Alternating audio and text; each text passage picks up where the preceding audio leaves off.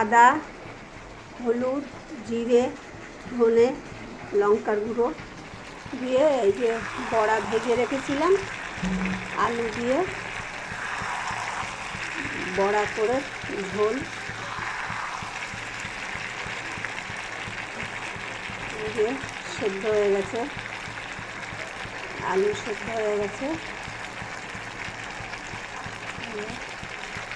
এই কষা কষা হবে। যদি ভালো লেগে থাকে লাইক, শেয়ার, কমেন্ট করে দেবে।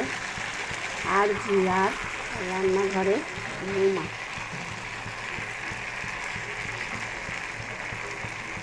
হয়ে গেছে।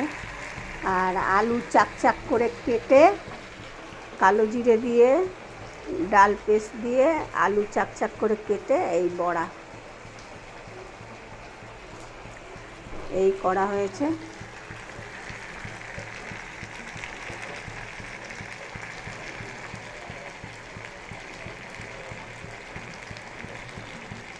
হয়ে গেছে।